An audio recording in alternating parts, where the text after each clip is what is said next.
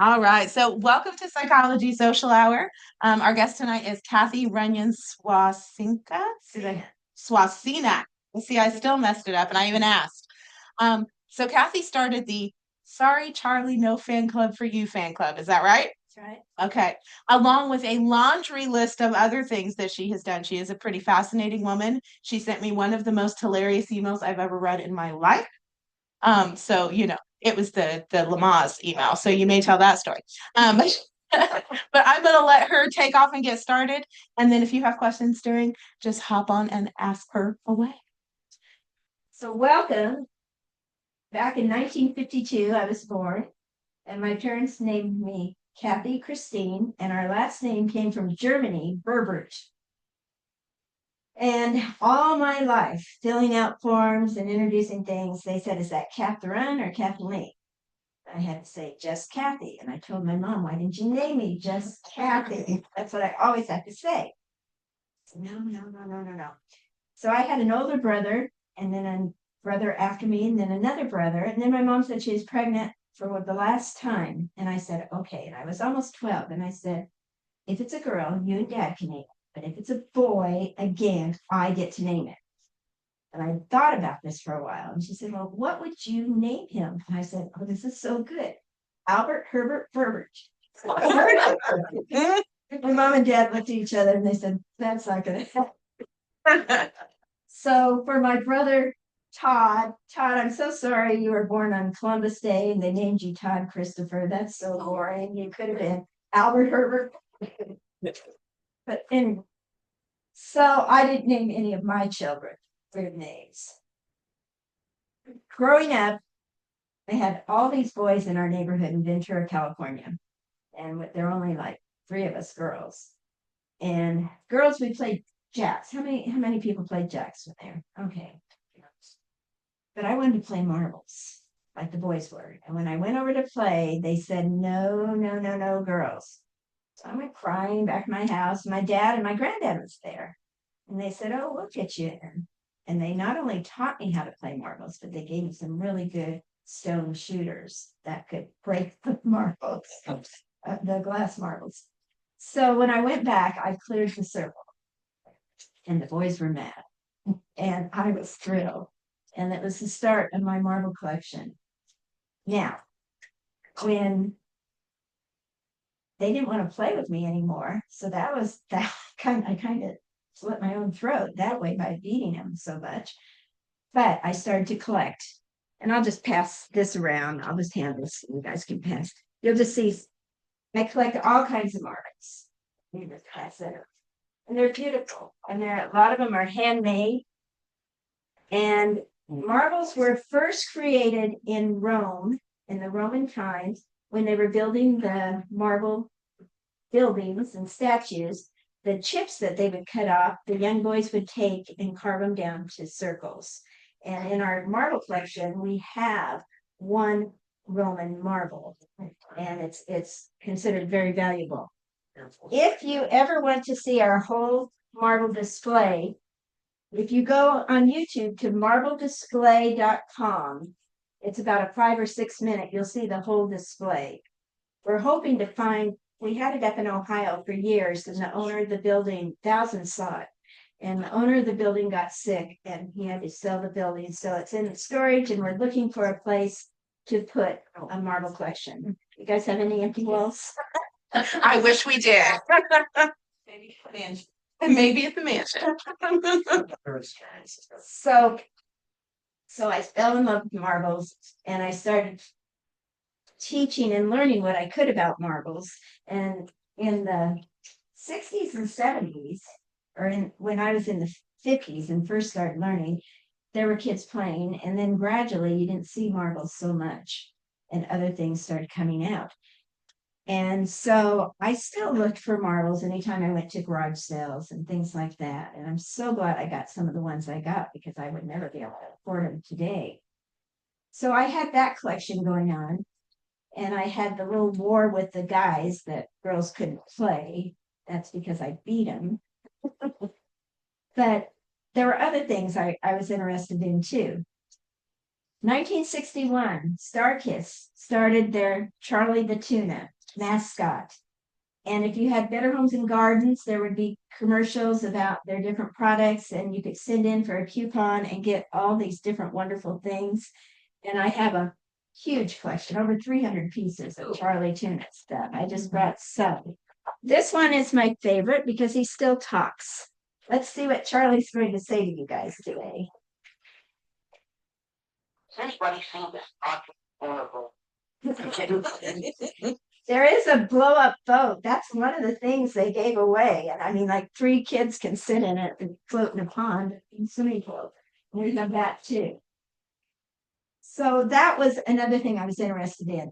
Then when I got married to my husband, well, I went through a marriage that I found out later. My first husband, it was more because his dad loved me and his dad was dying and he wanted to see us get married before he died. And only later did my husband tell me he really did love me. So I went and filed for a divorce. And he said, well, I was going to do that. Now people think I did something wrong. I said, you're worried about what people think, you know. So it was kind of strange, but we're on fine terms now. I've learned that you need to move on when you're hurt by somebody. You can't just let it eat you up. You have to move on. You have to turn it over to some other higher power or something, whatever you believe in, and move on. Yeah. I met another man at a marble convention. I was walking down the hall and he was walking with a person, and I heard him say, "What is she doing here?" It was mostly all men at this convention. And I turned around and I said, "The same thing you're doing, looking for some good marble deals." You know, I had heard him. And later, people were going out to dinner. He had flown in on an airplane. He didn't have a car. And I said, "Do you need a ride?" He goes, "Yeah." He said, "I'll buy dinner." I said, "Okay." So we went to dinner. And later he told me this is what made him fall in love with me. If you can believe this, I cleaned my plate. I didn't waste. I said, "What?" He said, "People waste food." He said, "You didn't waste any food." I said, "Is that the only reason?" He goes, "Oh, no. So back in, what year was this? 2002. We had our marble collection, and it was going to be set at the Children's Toy Museum down by UMKC. Mary Harris and Barbara Hall. They were the owners, and they loved our collection, and they built a beautiful addition on for our collection. And the next thing we knew, this newspaper came out and we saw it. And here's my husband. It says, "The glass menagerie that all Kansas City will share." And then you turn it here and you see me, "Life on Mars was possible." So that was one that I thought, okay, that's good. My husband got a kick out of that. He said, "Oh, that's true. That's true." Then here's something that I never, ever expected. I wrote the right one. So People Magazine asked to do a picture in an article. And I said, my kids are kind of young, and sometimes your articles aren't really appropriate, not what I want in our home. And he said, "Well, what if we do this?" So he was very nice. He had said, "What's one of your favorite artists?" Martin Heed, that does beautiful oil paintings, are just gorgeous with the birds and the flowers. So they did that on one side. Then they did Got Milk on this side. and then I may have brought the wrong section. But anyway, here's what you saw. You saw this picture of me buried up to my neck in marbles. It's my Reader's Digest too. But I was buried up to my neck in marbles. Now what happened, the photographer was on a ladder up above me, and I had a black black t-shirt on and black jeans, and they had me lay down in this empty swimming pool, and then they dumped buckets of marbles. I'm like, whoa. Well, he's getting ready to take a picture, and I'm looking up at him. He said, "Look up here." And then my husband whispers, "Cathy, look down." When a woman is on her back, there's a couple of areas that marbles don't settle on. Here's two big black circles. And I looked down and I said, and just then the photographer said, "Oh, I don't think so." And I said, "Oh, I know so." But scooping up. So here's what you saw me doing was actually scooping up the marbles myself, and then they got a picture of that. So my husband reminds me about that a lot. He says, "Remember what I said, we've gone past this. Gone past that." One of the things that was a real before I met my second husband, and I was working 2 jobs. I was substituting at the Park Hill School District, all grades, and I'll never forget this one 12th grade class, this great big football player. He comes in and he walks up to me at the desk and he says, "Miss Cathy, if you promise not to tell anybody I was in your Cub Scout den, I'll keep them all quiet." And I said, "Houston, we've got a deal." And he kept everybody so quiet and so busy at work studying. But Reminisce had just come out it was in 98, I think it was, when they first came out. And they asked if they could do an article on me. They had heard about me teaching marbles at the schools. I do a Shoot Marbles Not Drugs program with them. I also do a kindness marble program where they put a marble in their left pocket at the beginning of the day. They do something kind and then they switch it to the right pocket and try not to end the day with still in their left pocket. And so they did this article, and they told me, "We don't usually try to sell anything, but we're going to put your little book in here that you wrote." It was a marble game book, all the marble games I could find and that I knew about, and a couple of postcards. This one says, "I've got 12 marbles, a knife, and a dog, but gee, I wish I had a girl." That postcard. So it was so cute. It was just so cute. And there were a couple other postcards, and so I just added those. 20,000 orders for the $6 book. I was able to pay off my house, put money in savings for the kids' college and everything. Although I didn't need to worry about that. All 5 of my kids were valedictorians. All 5 of them, and I was just so proud of them. And the two boys that were 1 year apart, one was the junior football varsity captain, the other was the senior. And the junior one had gone through summer school and taken classes so he could graduate a year early. And the coach watched them both going down as valedictorians together. He said, "I'll probably never see this again." He was really proud of them. I was too. All the kids were great. And I was very fortunate to have such good kids. And I remember one time my first husband was giving a talk somewhere, and he said, "Our kids are really good, but we can't take any credit for it." He said, "We owe it to all of you, the group, the church group or the school group." I forget who he's talking to. And I'm like, "Just a minute, something's wrong here." I spent a life to these kids, and I loved encouraging creativity. I felt like if a child is creative, they can almost solve any problem, deal with any issue. And I remembered when I was 8 years old and I was in 2nd grade, and I wrote a story, and the teacher wrote "very creative." And I asked my grandmother, what's that really mean? And she said, "Oh, it's a good thing." She said, "Being creative is the best thing." And my grandmother's one of the most creative people I've ever known. She said, "You can even be creative in jail." Well, and now I volunteer in Lansing 2 nights a week in 17 years. So anyway, but I'll never forget her saying that. And she was very creative. And she was the one that was the writer at MU. But I don't know if you guys can hear this. Can you barely hear it? There was a man from Germany, and I think he made 4 of these.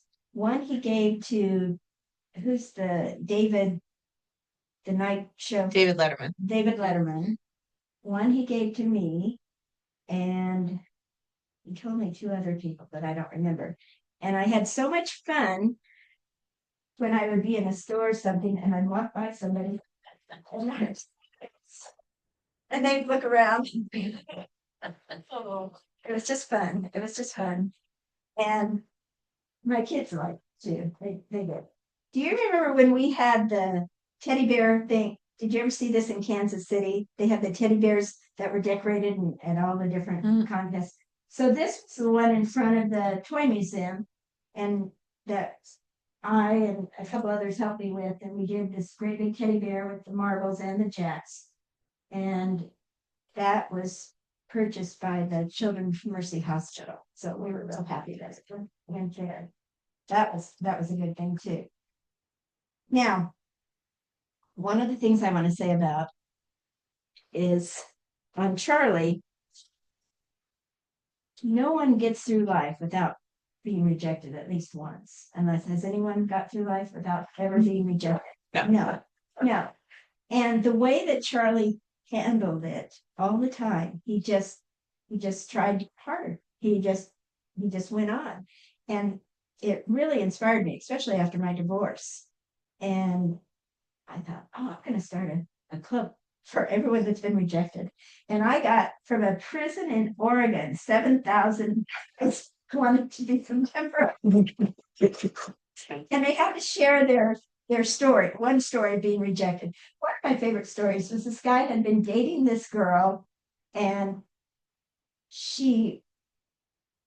they went out on another date, and she said, I'm sorry, I can't date you anymore, and I can't love you anymore. And he said, why not? She said, I donated blood today, and the blood I gave away is the blood that was my love for you. Yeah,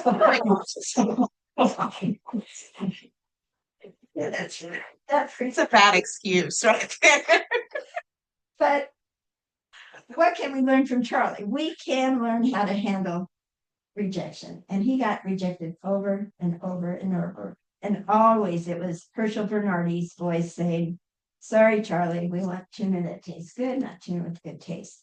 And I've always tried to implement Charlie's going forward without sitting around moping. He was always optimistic and positive.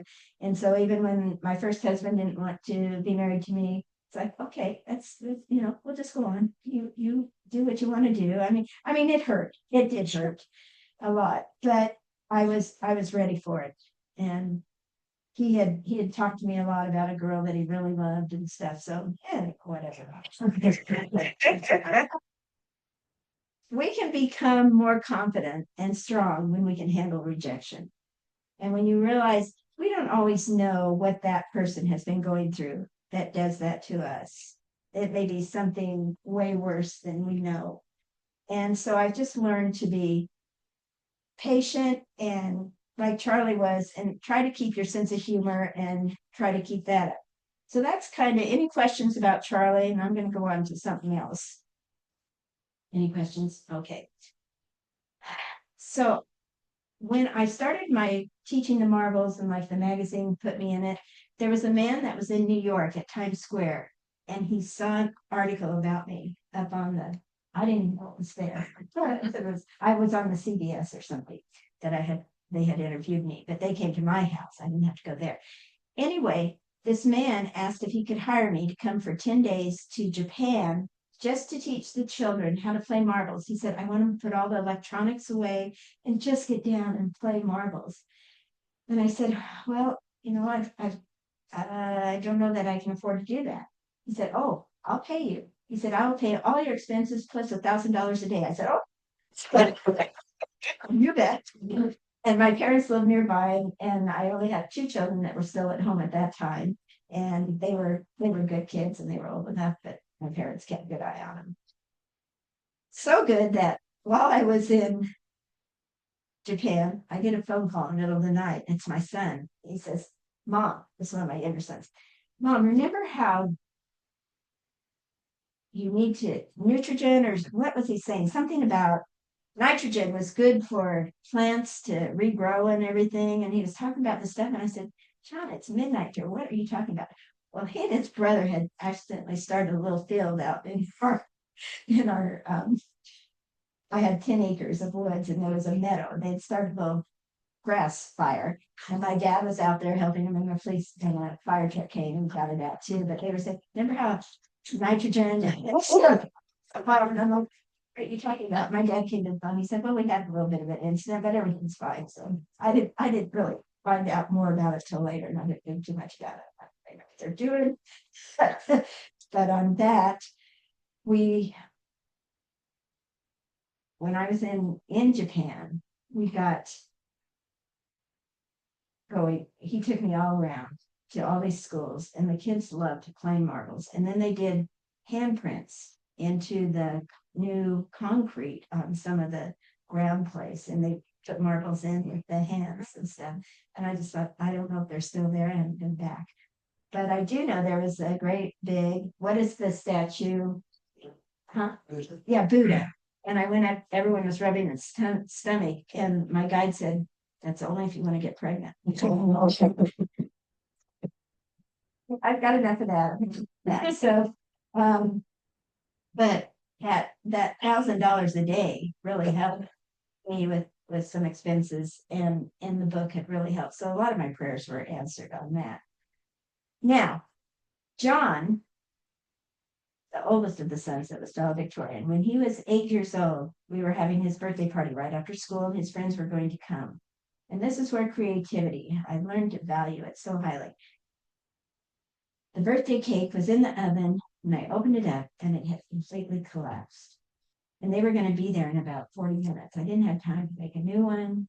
I didn't know what I was going to do. And then I thought, all these kids love dinosaurs. I will make a chocolate tar pit, and I will get all their dinosaurs. Gosh, I had 3 parents call. Can you give me the recipe? So creativity is really, really valuable and important.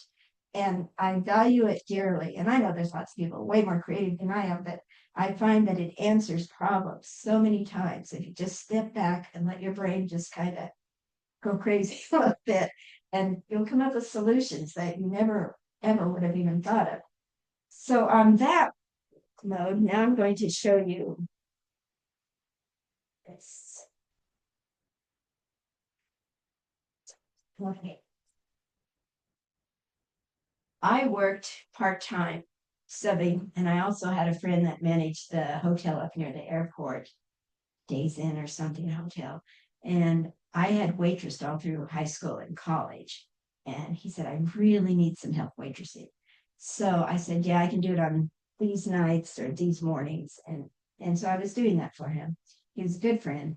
And have you ever seen the moon shoes that bounce? Mhm. So on full moon nights, I would wear those. And he just waved me off. He already knew I was crazy. But one man, he was embarrassed to look down. He thought I had a physical problem. So when I backed away, he said, "Oh, thank God." So that was kind of funny. And then I had a group of people, 12 people, come in, and they were all excited. It was 11 men and 1 woman. And I said, well, what brings all of you guys here? And he said, there's a marble auction. I said, a marble auction? And I didn't hear about it. Where is it? Where? They said, do you collect marble? And I said, yes. And I saw 2 of the guys wink like she's trying to get a better tip. And they said, well, do you know about the yellow musket marble? They started making up all these names. I said, no, I've never heard of that. I said, but I have heard of this and this. And they were like, okay.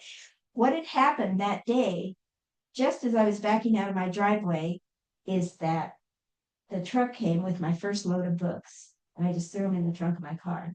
So when I came out with their drinks, I'd also gone out and I got one of the books. I said, by the way, here's one of my marble game books. And they were all like, oh.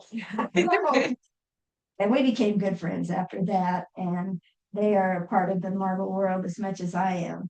But I'll never forget them trying to make up names and see if I would go along. Oh yeah, I've got that. I've got the the black and white zebra marble or whatever. And I didn't do that. And they, in fact, came over to my house to see my collection. And then they were like quiet on that.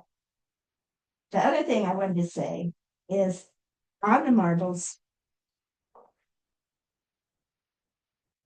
see this little tray? So I came up with this little tray to put marbles in. And the reason I came up with that is because I had gone to San Francisco, and I was going through the airport, and everybody was stopping me, all the people that worked there. And they said, "Can you open that up, please?" I said, "Sure." And I'd open up this little black case. It's a gun case. I didn't know that. Starting with checking. And I thought it was a marble case. I'd gotten at a marble convention there in San Francisco. And I'd never seen the cases before. And they said, "Well, you know, that's a gun case." No, I didn't. So I made these. I designed these, and I can carry these around in little boxes and things, and it works really well. But I thought I was going to get arrested. And then when we had 9/11, I had to pick up. I'm on the Kansas City Film Board. I've been on the board for like 30 years. I think I'm probably the oldest one on there now. And I am what they call the goody goody two shoe film picker. So I look for beautiful films, and there's nothing inappropriate at all in them. And those are the ones I go for. And I just got through this summer at Gina Davis down in Arkansas. I've been going to her film festivals, and I can get some good films usually from her down there in Bentonville. And so those are the two film festivals I help with. But people, she said, "Oh, it's one of those goody goody shows." But we always filled the theater room when I had shows. People trusted me, because when you look at elderly couples, especially if they're dating somebody for the first time, they don't want to go to a movie that's going to be embarrassing. Mhm. And a lot of movies, even though they say PG, it can still be pretty embarrassing for a first time date. So I got beautiful, beautiful movies. I wrote a film script that I would love to have made into a movie sometime from my book, since I can't sell the book. Maybe I can sell it as a movie. But that's been real interesting to see that people are yearning for beautiful documentaries. There's one you can see on YouTube, Molly. Have you ever heard of Molly? He was a young boy in Africa, and he plays himself in the film. And it is on YouTube. I don't think they've taken it off yet. And he was abandoned by his parents, and he had to make his own. He kind of got into a gang at first, and then he realized that wasn't what he wanted to do. But he ends up inventing things for the state of Africa that saved farms and food and water and all kinds of things. And I think at this point now, he has helped close to 25,000 youth get their college educations. Just an amazing story, but it's called Molly.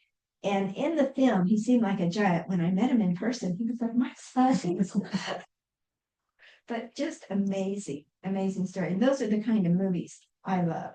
And at the prison, those are the kind of movies I get to show. And Can you tell us what you do at the prison? at the prison, I teach two classes. One is basically a Toastmasters class to learn to speak properly. And anytime someone gets released and they get a job, we get letters back. And so many of them say, "I got hired because of my speaking abilities." And we're like, "Yay!" Everyone's cheering in the classroom. Yeah. And it makes such a difference, because when I first started teaching, they were like, "Hey, what you got?" That kind of thing. And I said, "No, that's not how we're going to talk. I know you guys have been in gangs, and that's how they talk, but we're going to." And they even came up with a list of appropriate cuss words, and they're hilarious. It's like banana shenanigans, and it's just crazy to see the list. And if anybody ever slips and says a cuss word, everyone is quiet, and they turn and look at them. That person gets the "No, we don't do that." And I'm really proud of the guys. They are really coming along, and when they give speeches, they're doing wonderfully. You don't hear the ums or uhs or any cuss words. Just hear beautiful stories. I heard a beautiful one last night, and it's wonderful to see these guys being so comfortable speaking. And sometimes when they do have programs, they're the master of ceremonies. And oh, they're so proud. They're so proud to do that. And I'm so proud of them. So that's pretty cool. My husband, he works with the veterans, but he said, "I've got the better deal with the younger guys." And they're not all young. Some of them are older, but most of them are young. And to see them realizing that how their parents raised them most of them, and realize who raises a kid to learn all this stuff, how to shoot and how to do drugs. And so now they are on a wholly different path. And some of them have part-time jobs now that they're able to work at. Some of them have turned into beautiful artists. One of them crocheted me a beautiful rug or beautiful bedspread cover with marbles, my name, the marble lady, and it's just beautiful. And he gave that to me for Christmas. And one thing that the warden lets us do every year is we get to have a marble tournament just before Christmas. And I use hula hoops. We just put hula hoops down on the floor, and I have mats, and we have score sheets. Only right now we can't bring any paper in. Do you know why? Mm-mm. Paper is what they can put the drugs absorb into, and then they can eat the paper. So no paper, no teaching with paper, only paper that comes from the headquarters there. And it can't be the kids can't keep it.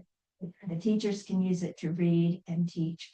They can't give it. So it's a tough time right now for just a lot of drugs. And one young man that didn't realize, they said, I guess they were goading him into try this paper, see what this does. He almost died. It's just very sad.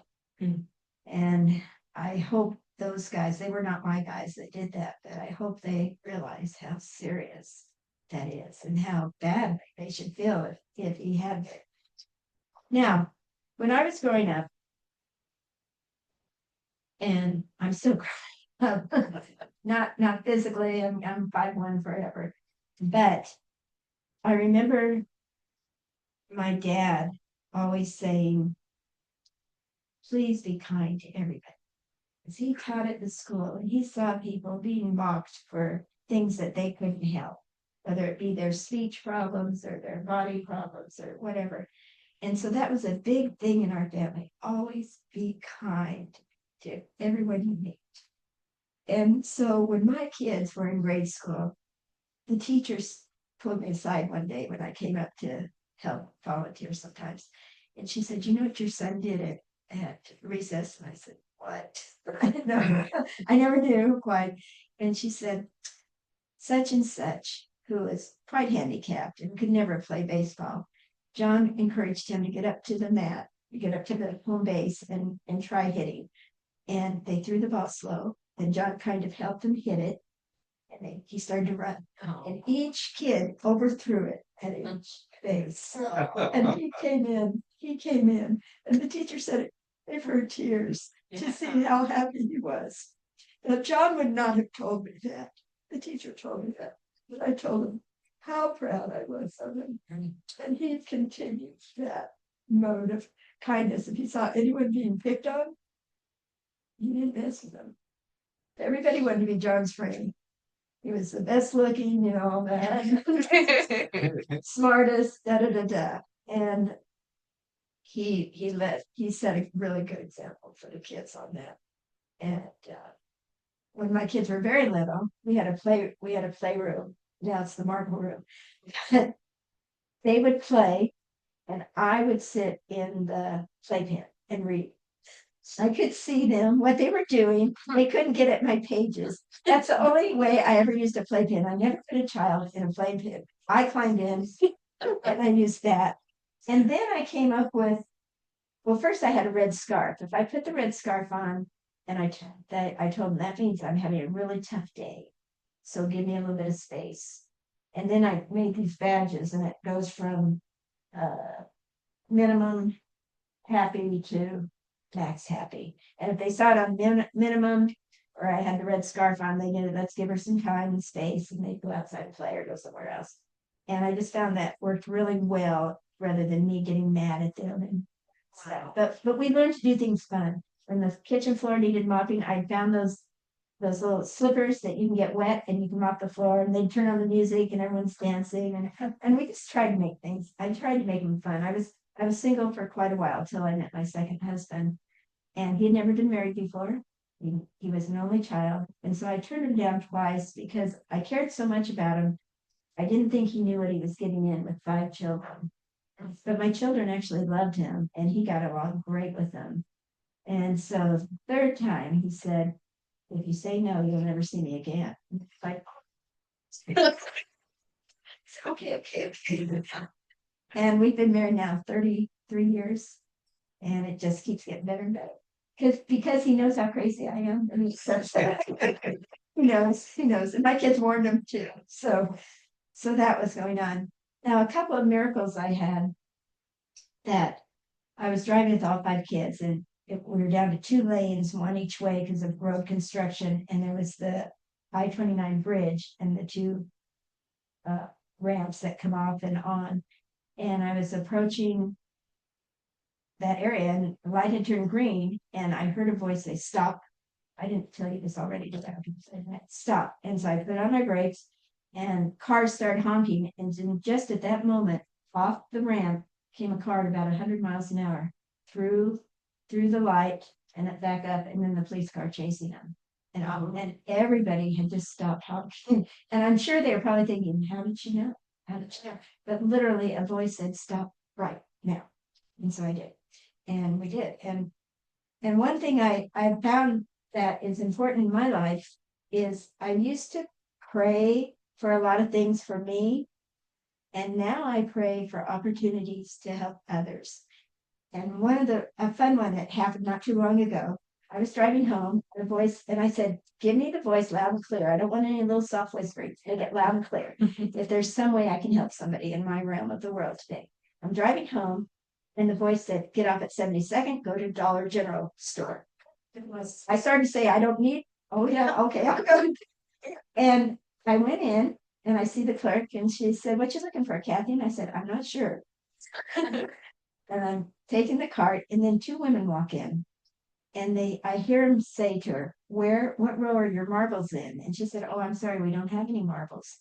And one of the women almost started to cry. And she said, oh, we've been everywhere, Walmart, Target, everywhere. We promised the kids at church tonight a fun marble activity. And we can't find marbles anywhere. And I came around the corner and the clerk started laughing. And I said, do you need marbles? And they said, who are you? And I said, the marble. And they looked at the clerk, and the clerk said, she is. And they saw my license that says marbles. I had to leave the E off because in Missouri we can't have 7 letters. So it's just like I can't spell, but anyway. And I said, I live about 8 minutes from here, and my gravel driveway is filled with marbles. Come and get as many as you need. I said, all the neighbors know if their kids are good, they can stop by and get a bag of marbles, then call marbles anytime they want. And they said, oh, you are an answer to my prayer, to our prayers. And I said, well, you're an answer to my questions. But it was really good. Another time, I didn't ask for anything, but this is what happened. I was checking in for my flight to New York City, 9:10. And the lady kept doing this, and she said, I'm so sorry, I've never seen this happen in 20 years. We have you arriving before you leave. There's no seats for you tonight. And my husband kind of like, was I going to blow up and get mad or something? He was like, uh-oh. And I said, no, it's fine. I said, I can call my friend and I can go tomorrow, no problem. And so the next morning I was the lead tour guide at Harley-Davidson factory for about 10 years, which was a very fun job too. I go for fun jobs. Anyway, we were watching what happened on the screen and I just had tears coming down my eyes because my girlfriend and I, our routine, we get up, watch from the bridge, the sunrise with the Statue of Liberty, then we go across the bridge and over to where the trade tower buildings, where there was a really good bagel place right next to it. We would have been right there. And she walks very slow with a cane, and she's about 3 times my size. I don't know if I could have picked her up and carried her, but I wouldn't have left her. And we would have been, every time they show the people getting swallowed up in that smoke running across the bridge, we wouldn't have been able to run. We would have been just soaked up in that. So that was a miracle that I didn't ask for because I didn't even know to ask for it. So sometimes we get miracles that we're just blessed. My husband says, oh, they're not ready for it. So, but that was a really nice miracle. And I was very thankful that I'm still here, and I'm thankful all my 5 kids were born and still alive. And now I have 17 grandchildren, 3 great grandchildren, and expecting a 4th great grandchildren. And we all have such good relationships. All the families, we're so close, and we do a lot of things together. Now, does anybody have any questions up to this point? Anything? Okay, let me show you one other thing. So the man that came to eat dinner at the restaurant where I work, he saw I had my bouncy shoes on and a little sticker that was for Charlie's Tuna. He worked in a clothing place, and he had this made for me, and he mailed it to the restaurant and said, deliver it to the girl in the bouncy shoes. So I never got to thank him. I didn't know his name or anything, but it was just really a nice thought this telephone still works. It's in my laundry room. And if you call me and I'm in the laundry room, I'm talking on this, and you'll hear a little static and stuff. So does it have on the bottom of no, yeah. Dial. So, okay. Yep, it does. And I mean, this is just barely a small token. This would go on, it was a radio, it would go on your bicycle. Go onto your bicycle and you could listen to the radio. That was pretty cool. Now this thing, whenever I've had something that kind of disturbs me, something I see done, if this is nearby, I start it, and I have this much time to calm down. And when it hits the bottom, like, okay, I can handle this. And I use that. But when the kids were little, they saw this starting down, they're like, okay, we gotta get here. But this is my friend. This is my little woodpecker. Tell us about Kilimanjaro. Oh, Kilimanjaro. Yes. Okay, that's what we want to do. So for my 71st birthday, my friend that doesn't drive, and she has to go to a lot of doctor appointments, and she's a little bit older than I am. I'd taken her to her doctor appointment. I was in the lobby reading a magazine article, and I opened up to a story about Mount Kilimanjaro, and it said tallest freestanding mountain in the world. I thought, what's that mean?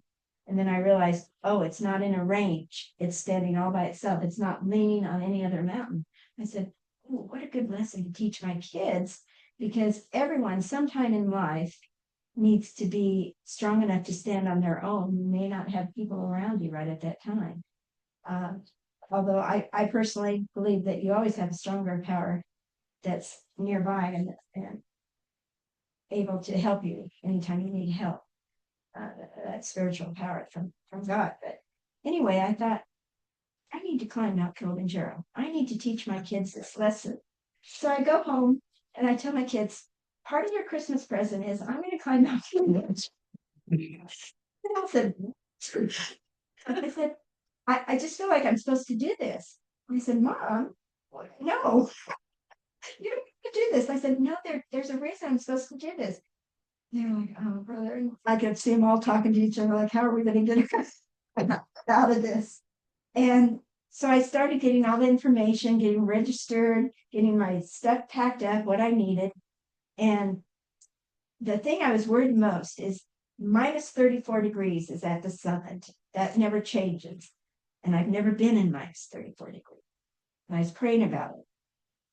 The next day, I don't know if you remember, Kansas City had a minus 34 degree wind chill for one day. And I was so happy. I'm out running around in the snow, trying on different hats, gloves.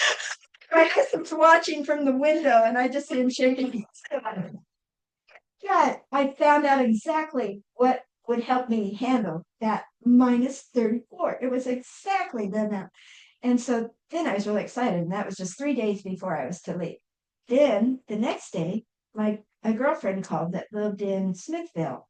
And she said, well, I really want to see you before you leave, but I don't have a car. And I said, well, I can come up for just a little bit. I'll come up and see you. And on my way, I'm driving the voice. There's a new central bank that I didn't even know we had, that I have a central bank member, account. And the voice said, "Stop, go in here right now."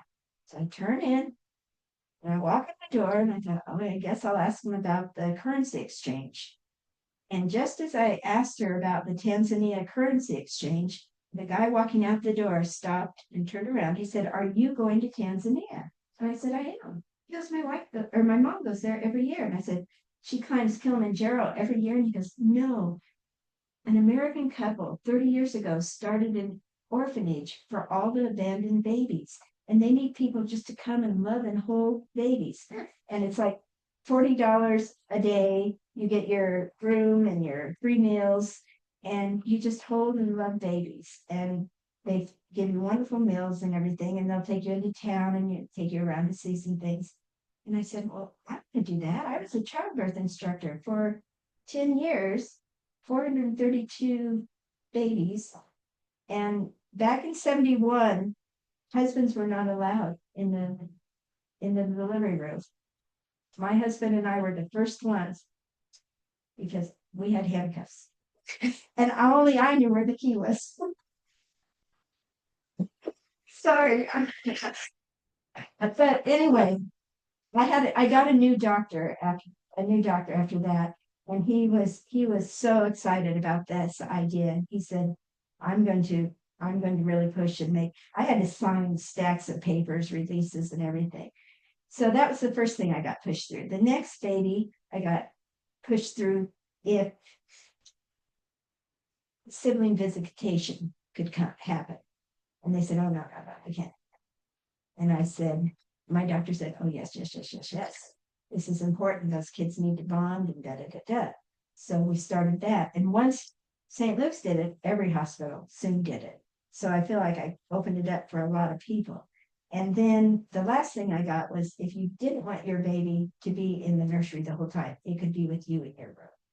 And I really liked my babies next to me with me. So that was one thing. But as I taught childbirth classes, we just moved into a new house. This is before we got into our underground house.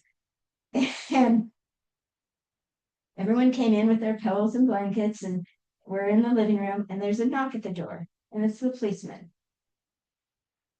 And I said, "Can I help you?" And he said, he was so embarrassed. He said, "I don't know how to say this, but some neighbors reported you might be having an orgy." But yeah, they saw people going in blankets and pillows. Well, of course they had their stomachs, so they didn't see the pregnant. And I said, "Come with me." And he came in, and they're all sitting on their, the blankets and stuff, and he could see all these pregnant women. I said, "If we had one, it was 9 months ago." It started cracking up. He said, "I don't know what I'm going to tell him back at the office at the station." And I said, "Well, before you do that, could you please go to the neighbor? Because we haven't even met him yet. And would you please explain to him?" I said, "Yeah, I can do that." So it was kind of interesting. So we got those things done. And You started to tell about the orphanage in Tanzania. oh, the orphanage. And so I'm going back again after I climb. Even if I don't make the climb, I'll just go a few days early to the orphanage. So it's a good way either way. But it's a very amazing experience to hold these little tiny babies. Many of the women, because they don't go to the hospitals, they die in childbirth, especially because they're young, very young, and they have babies. And so now this orphanage, they've hired nurses now to help with some of these deliveries and stuff. But it's getting so much better. When I was there, one little baby was found in a cesspool flapping around. Oh. And somebody took him out, and he had boils all over his skin, and they thought he would be blind. But they brought in the doctors, and after about 3 weeks, he could see just fine. And I showed them something to teach a newborn. I showed them with a newborn that came in. I said, "Watch this." And I showed them how they can roll their tongue. Mm-hmm. And all of a sudden, that little baby's tongue came out. They did that. So now they teach all the babies to do that. And there's a little chapel next to the orphanage. And on Sunday, everybody gets a baby, a blanket, and a bottle. everybody in church has a baby in a blanket and a bottle. And it's just the most beautiful service ever. There's music and stuff going on, but not a single baby's crying. And it's just beautiful. So anyway, so Kilimanjaro, I got checked in, and then the warden came down and he looked at my age, 71. He said, "Oh, you can't do this." And I said, "I'm gonna tie this up in 3 minutes." Oh, you're good. You got all kinds of time. And I said, I came 3,000 miles, I paid my money. Nowhere on your page that say anything about you just have to be over 10. I may not make it, but anyway. So everyone said, let her go, let her go. So up we go. And my guide, he didn't know what he was getting into. And his name was Mr. G. And I said, "What is your real name?" He said, "Godfrey." And I said, "Oh, that's a good name." Okay. And we started hiking, and he showed us everything. He said, "Don't touch this plant. It will sting for about 15 minutes, really bad." And we came around the corner, there was a girl sitting there crying. She had touched the plant. Her guide didn't tell her. I said, "Way to go." On our side. Way to go. In fact, he just called yesterday to make sure I'm coming again in January. I said, "Yes, Mr. G, I will be there." And we got to this one spot about the fourth day, and there were clouds that were low, but you could see this big rock wall. And I said, "Where do we go, left or right?" And he said, "We go up." And I said, "Do we have ropes and stuff?" He goes, "No." Well, this is a free climbing. And I'm like, it's about a story and a half. And it's not straight, it's leaning forward a little bit so you could lean forward. And he said, "You just find places to put your hands and lean and just keep going." And I'm like, I've never done rock climbing. I said, "I'm going to go last because if I fall, I don't want to knock anybody else down." He said, "No, I'll go behind you and I'll catch you." I said, "No, no, no. If I fell, it can knock you off too." I said, "The only way I'm doing this." He said, "Well, you have two choices. We climb or we go back." I said, "I don't want to go back. You're going to go up." So everybody went ahead of me, and he wasn't too far ahead of me. He stayed close by. And then we get into the fog. And I could hear everybody ahead of me. I couldn't see anybody. And I kept saying, "How much farther? How much farther? You guys, how much farther?" Well, when I made it to the top, it was 83 stories. Oh. They were afraid if they'd told, that's my phone, I think. They were afraid if they told me that I'd give up at the beginning, and I probably would have. But I made it. I made it. And I said to my guide, "What the heck was that?" I said, "We don't have to go down, do we? Because you can't see, you can't go down backwards and see where your feet go." He goes, "No, we go down over here." And I said, "Okay, don't ever do that to me again." So, but we reached the summit. There's actually 3 summits, and we reached one of them. There's one that's about 600 feet higher, and that's the one I want to go to this time. I didn't know there was one a little bit higher. And I had pictures to show my kids and family, and one for the Kansas City Chiefs, because I know the Coach Reed, he went to the same college I went to for a while and stuff. So that we made it, we came down, we made it. And now I'm not so afraid, but we are taking a different route. I already told my guide, we are not going on that rock ledge again. We're keeping our feet around it all the time. He said, "It's still going to be hard. It's going to be steep." And I said, "That's okay. My feet are going to be on the ground times." He said, "Yeah, we've got it. We've got it for you, Cathy." He said, "We may even have a cabin 1 or 2 nights instead of just sleeping bags up in the tents. So that would be really nice." Because there's these things called bugs and stuff. I just hate them. I would keep a flashlight in my tent just to see if there was anything. How many days? It took going up and down took 9 days. Oh. So who was it was it you that had a son? We, Yeah, you did. And you don't know which route he took, do you? no, we just, when we asked, how was he said good. That's all he said. That's all he said. No 2 words. Okay. So now I'm going to turn this phone off so that it'll keep doing that. Does anybody have any questions about it? So we've talked about marbles, we talked about Charlie, we talked about Kilimanjaro. Was there anything else we're supposed to talk about?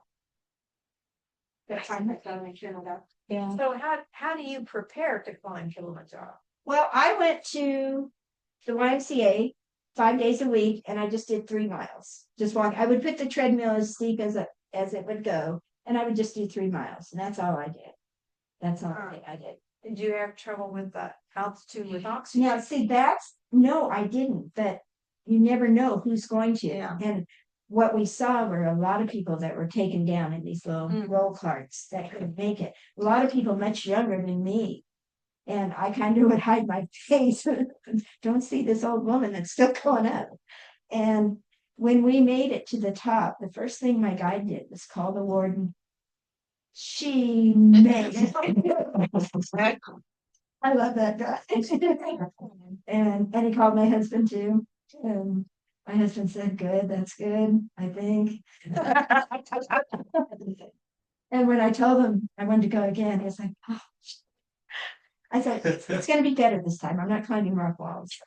It'll be better. And who knows, my body may not make it this time. You never know, but I'm gonna try. I'm gonna give it a try. So that's all you can do. And any other questions about this weird lady? Kathy, thank you so much. It was fascinating.